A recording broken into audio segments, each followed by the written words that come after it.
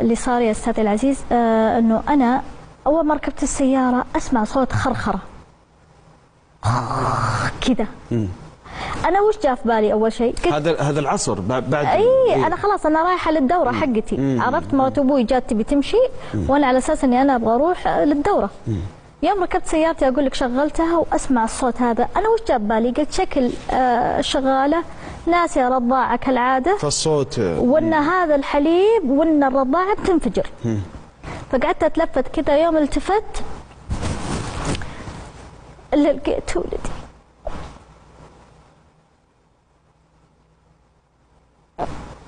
لقيت ولدي طايح. طبعا أنا لا شعوريا نزلت وتركت كل شيء. سبحان الله وقتها أنا كان عبايتي فيها جيوب وكان سبحان الله جوالي بجيبي. نزلت تركت السيارة، لقطت ولدي وأنا مسعفة أولية معتمدة من الهلال الأحمر من زمان أنا معاهم.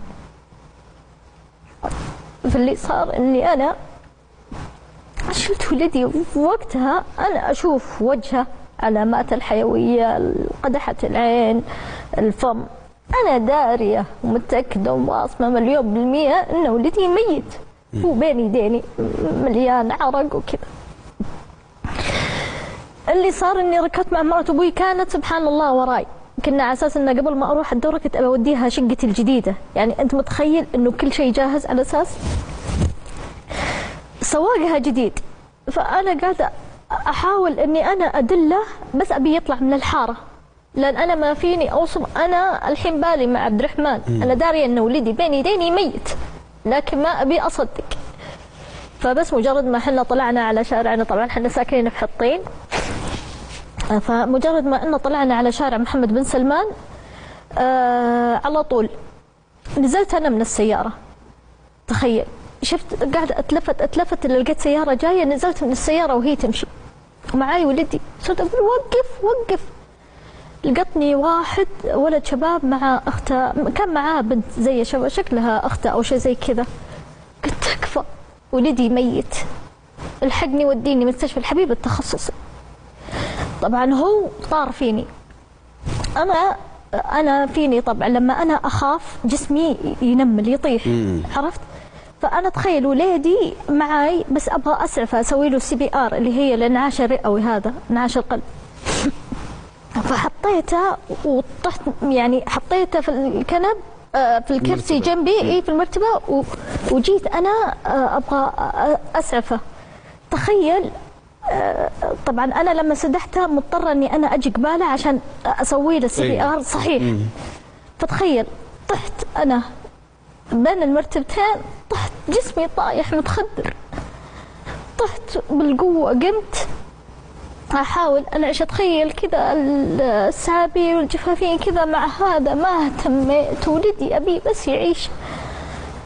حاولت إني أنا أسعفه ما قدرت، حاولت إني أنا أرجع بالكرسي وآخذه مرة ثانية وأسوي له الإسعافات على طول من فمي لفمه، إني بس أملي رئته هواء. ما قدرت، حتى إني أنا ما قدرت إني حتى أنا أشيله.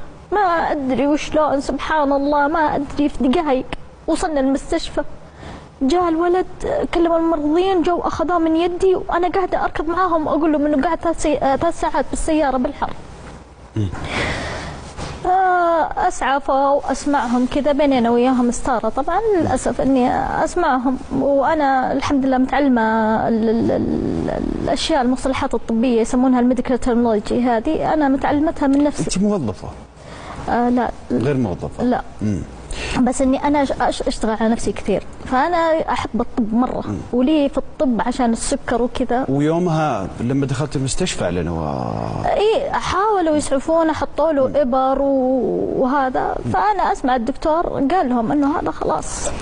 القضيه وش صار بها بعد كذا؟ راحت طبعا لازم احنا نتحول للتحقيق. هذا اجراء روتيني. يا نوف الضابط كان يترجاني انه بس انا اعترف انه العامله، بس يبغاني اقول العامله عشان يتولونها، لانه فعلا يا نوف تتهمين احد تقول. قلت لا خلاص قضاء الله، يعني خلاص قضاء وقدر، خلاص ربي اخذها. الان انا يا استاذي قاعده اقول كل اللي يجوني قالوا انت ما اخذتي حقك. قلت والله انا لو اقطعها خليه خليه ما راح يبرى جرحي، يعني خلاص هذا ألم أنا بعيش فيه طول العمر للأسف يعني. فعفيت عنها.